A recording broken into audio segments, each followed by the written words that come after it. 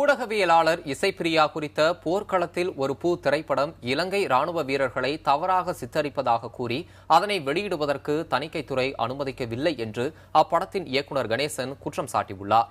இதை எதிர்த்து சட்ட போராட்டம் நடத்தப்போவதாகவும் அவர் கூறியுள்ளார். இந்த படம் ஆரம்பித்த காலகட்டத்திலேருந்து இன்னைக்கு வரைக்கும் கொலை மிரட்டல்லேருந்து கடத்தல் வரைக்கும் பல பட்சங்கள் நடந்திருக்கு. ஆனால் சில விஷயங்கள் வெளியில் இப்போ சொல்ல இயலாது. என்ன வேணாலும் இருக்கலாம். ஆனால் சட்டப்படி அடுத்த கட்டத்துக்கு போகிறதுக்கான அனுமதி அவங்க கொடுத்து தான் ஆகணும்.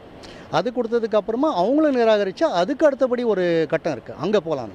இதுக்கு எல்லா வாய்ப்பும் இருக்குது. அதைப்படி தான் நான் ஒரு ஜனநாயக ரீதியில் சட்டப்படி தான் போக போகிறேங்க. இதுக்கு வேறு எந்த விதமான மாற்றங்களும் இல்லை. அந்த வழியிலேயே போகிறேன். நிராகரித்ததற்கான ஒரு கடிதம் கொடுக்கணும். அந்த கடிதத்தை கொடுங்கன்னு அதுக்கு ஒரு வேண்டுகோளம் வச்சேன். சரி, நீங்கள் 2 நாள் கழித்து வாங்க. நாங்கள் 2 நாள் கழித்து போனதுக்கப்புறமா அந்த கடிதமும் கிடையாது, நாங்கள் மேலிடத்துக்கு தெரிவிச்சிட்டோம், அங்கேருந்து கூப்பிடுவாங்க. நான் மேலிடத்தை பொம்பாயை தொடர்பு கொண்டு கூப்பிடும் போது அந்த சேர்மன் 2 நாள் விடுப்பில் போயிருந்தார். அது கிடைக்கல.